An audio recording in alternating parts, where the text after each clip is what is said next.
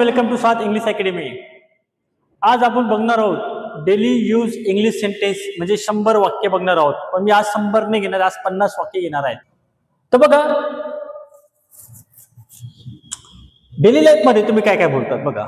What do you mean, what do you mean. समजा एखादी व्यक्ती तुम्हाला बोलला आणि तुम्हाला समजलं नाही, मग तुम्ही हो काय अर्थ आहे तुझा, म्हणजे काय काय म्हणतो तुझा अर्थ काय आहे, what do you mean. Okay, तो रिप्लाय देतो आय मीन दिस। अरे मला म्हणायचं असे, माझा अर्थ असे। काही लोक असतात ना चुकीचे गैरसमज करतात। कोणी काहीतरी चांगलं सांगत असेल, तुम्ही चाकीचं काहीतरी बोलतो, समजा तुला म्हणायचं असेल अरे बाबा तू हळू आवाजात बोलायला पाहिजे, असं कोणी म्हटलं तुम्हाला, तू म्हणतो व्हॉट डू यू मीन, तुला काय म्हणायचं, आपण म्हणतो ना त्या पद्धतीने। तो नंतर रिप्लाय देतो आय मीन दिस। तिसरं वाक्य are you sure. Are you sure म्हणजे तुला खात्री आहे का, म्हणजे बघा तुम्ही कन्फ्युज आहात, तुम्हाला कोणतरी एक न्यूज दिली की अमुक अमुक व्यक्तीने लग्न केलं, तर तुम्हाला डाऊट आहे, तुला खात्री का त्याने लग्न केलं, किंवा तुम्ही म्हटलं अमुक अमुक व्यक्तीने आत्महत्या केली, पण शॉक बसतो, तू खात्री आहे का, किंवा अमुक अमुक व्यक्तीला जॉब मिळाला, तर तुम्ही आर यू शुअर, आणि असं म्हणतात जेव्हा तुम्हाला खात्री नसेल, तुला खात्री आहे का, तर तुम्ही म्हणायचं are you sure. I am not sure, पण तो समोरचा व्यक्ती जो सांगणार आहे त्याला माहित, तो म्हणजे मला काही गॅरंटी नाही आहे, मला काही खात्री नाही, आय एम नॉट शुअर असं म्हणतात। Okay, it's impossible. समजा आता फॉर एक्झाम्पल जी गोष्ट काही लोकांसाठी अशक्य वाटते, फॉर एक्झाम्पल एक व्यक्ती होता, समजा आता फॉर एक्झाम्पल नेहा असेल, समजा नेहा राज्यामध्ये 1 नंबर आली। आता परत तिचा रेकॉर्ड होता की ती कधीच अभ्यास करायची नाही, तिच्या नेहमी शेवटी नंबर यायचा, पण ती अचानक 1 नंबर आली, तर तुम्ही काय म्हणा, इट्स इम्पॉसिबल, अशक्य, ती येणारच नाही। गॅरंटी वाटेल तुम्हाला, कारण तुम्ही तिला लहानपणापासून पाहिलं असतं की ती पोरगी कशी होती, आणि अचानक काहीतरी करून दाखवतात।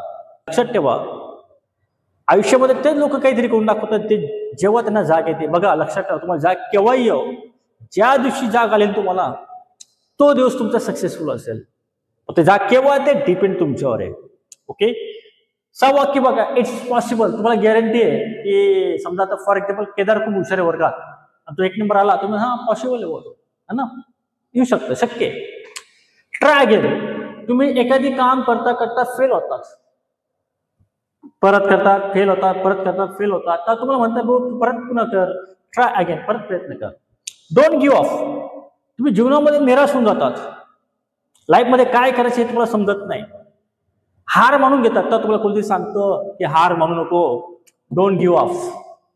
बी पॉझिटिव्ह, काय लोक नेहमी निगेटिव्ह असतात, त्यांना सांगितलं चल रे फिरायला जाऊन, अरे पाहिजे काय कशी फिरून, कोणी सांगितलं लग्न आहे, अरे लग्नाला जाऊ, काय करतो लग्नात जाऊन, तिथं लोक नाचते दुनियाभर थकाय, असं काय निगेटिव्ह, तर तुम्हाला बी पॉझिटिव्ह म्हणायचं, म्हणा बी पॉझिटिव्ह म्हणजे सकारात्मक राहा। बी ऑनेस्ट म्हणजे प्रामाणिक राहा, काही लोक असतात ना बेईमानी करतात, त्या माझं प्रामाणिक राहा, बी ऑनेस्ट। मला वाटतं तुम्हाला 10 वाक्य समजलं, आपण पुढचे 10 वाक्य बघणार आहोत। 10 वाक्य पहिले, आता आपण पुढचे 10 वाक्य पाहणार आहोत, तर आपण 50 वाक्याचा घेणार आहोत। तर बघा पुढचं 11 वाक्य काय, बी पंक्च्युअल। काही लोकांना ना वेळेवर यायची सवय नसते, नेहमी उशिरा येतात, तर तुम्ही त्यांना म्हणतात बी पंक्च्युअल म्हणजे काय, वेळेवर येत जा, वेळेवर राहा। त्याला आपण सांगतोय बी पंक्च्युअल, टाइमवर काम करत जा, बी पंक्च्युअल। डोंट बी लेझी, हे लोक असतात दलिंदर, एकदम दुवाड आळशी, कोणते काम सांगा नेहमी लेझीपणा, त्यांना पाण्याचा ग्लास घालून लावला तरी आणणार नाही ते, तर तुम्ही म्हणतो आळशीपणा करू नको, डोंट बी लेझी।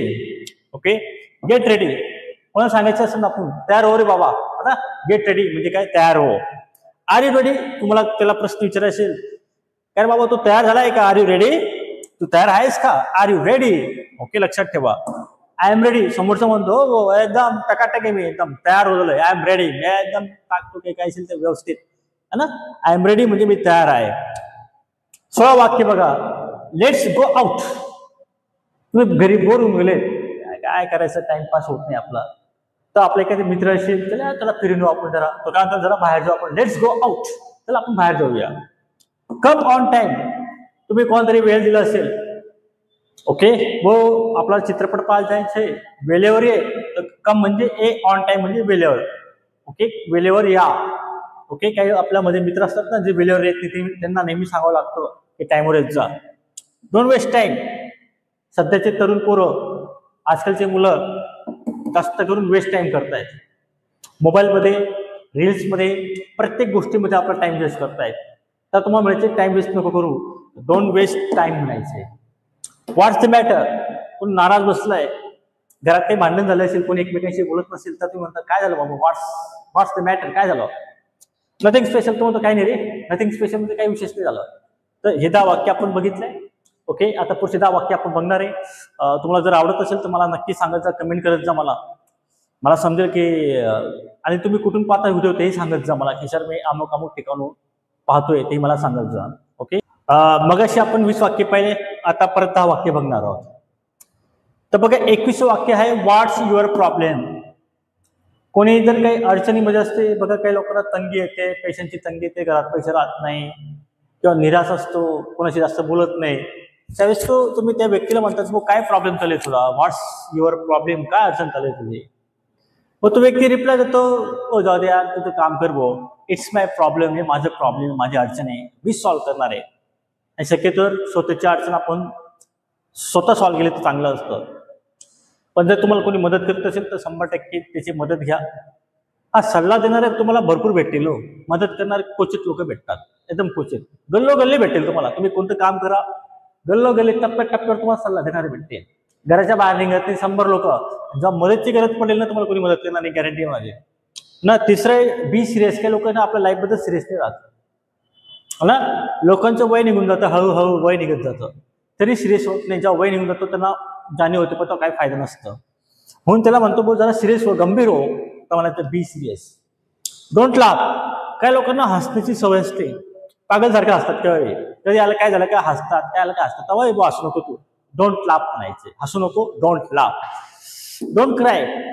एखादी मुलगा बाळ छोटा वगैरे कोणी रडत असेल, जोर जोराने बोमा मारत असेल घरात, त्याला म्हणते रडू नको बाबा, डोंट क्राय असं म्हणायचं, रडू नको.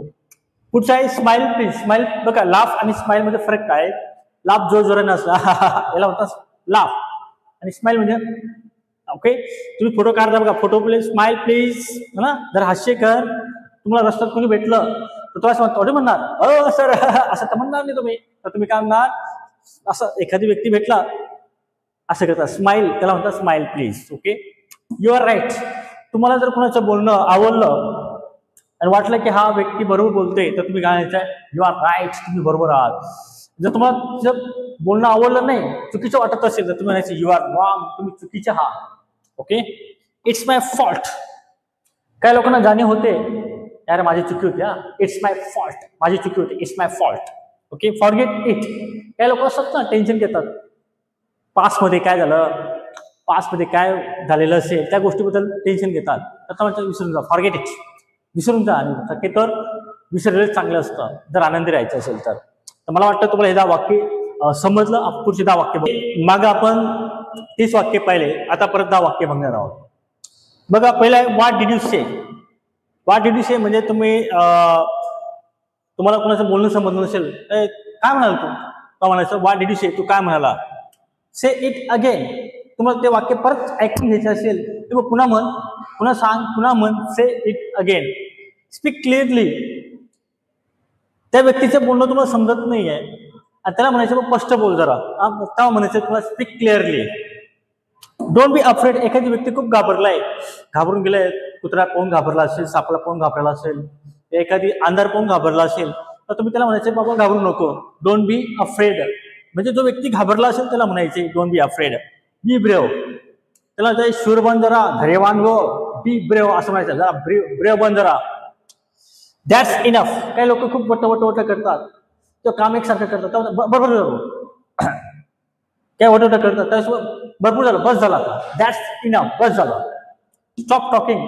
काही बडबड्या असतात, एकदा चालू पडले तर बोलत राहतात, तर तुम्ही म्हणतो बोलणं बंद कर. Stop talking. स्टॉप टॉकिंग म्हणजे बोलणं बंद कर. Stop it now.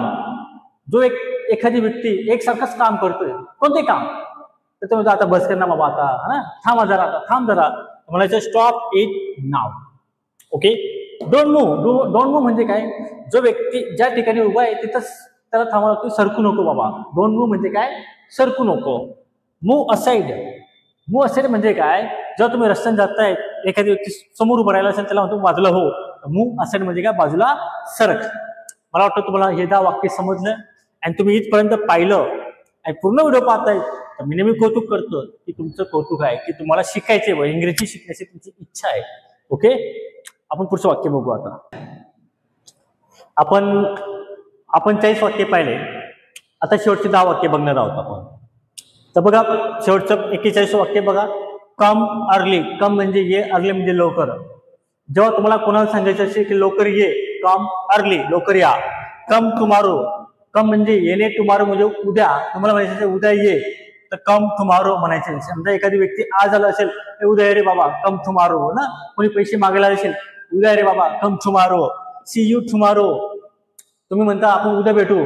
सी म्हणजे भेटणे, यू म्हणजे तुम्ही, टुमारो उद्या भेटूया.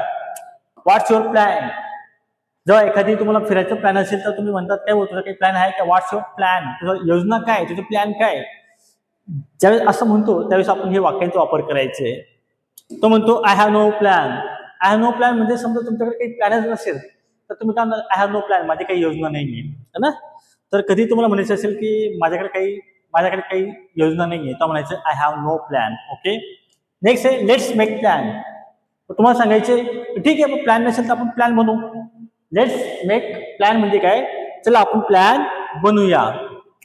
नेक्स्ट म्हणजे काय, आय ॲग्री. समजा एखादी व्यक्ती त्याचं बोलणं तुम्हाला आवडलं, त्याचं बोलणं योग्य वाटतं तुम्हाला, त्यावेळेस तुम्ही म्हणता आय ॲग्री, मी सहमत आहे तुझ्याशी. आय ॲग्री म्हणजे काय, मी सहमत आहे. आय डोंट ॲग्री, समजा त्या व्यक्तीचं बोलणं तुम्हाला नाही आवडलं, त्यावेळेस तुम्ही म्हणणार मी ॲग्री नाही होत तुझ्याशी, तर म्हणायचे I don't agree. You are smart, smart म्हणजे दिसायला नाही लाली. You are smart, you are smart म्हणजे दिसायला चांगला नाही, याचा अर्थ होतो हुशार. यू आर स्मार्ट म्हणजे काय, तुम्ही हुशार आहात. एखादी व्यक्ती असते ना खूप चाप्टर असते, एकदम काम जबरदस्त करतो, तर तुम्ही म्हणता you are smart. You are very kind, kind म्हणजे दयाळू. जर तुम्हाला एखादी व्यक्ती असतो त्याच्यामध्ये खूप दया माया असते, तर तुम्ही त्याला म्हणता की यू आर व्हेरी काइंड. मला वाटतं हे 50 वाक्य आपण पाहिलं. मागं लेक्चरमध्ये आपण 100 वाक्य पाहिलं त्याला लगातार. पण मला खूप त्रास होतो म्हणून मी 50च वाक्य बनवले. 50 वाक्य मी पुढच्या ह्याच्यात बनवले. फक्त तुमचं सपोर्ट कसं येतो ते बघायचे. बघा माझी मेहनत तर मी करणारच आहे. पूर्ण पाहिला त्याबद्दल थँक्यू, धन्यवाद.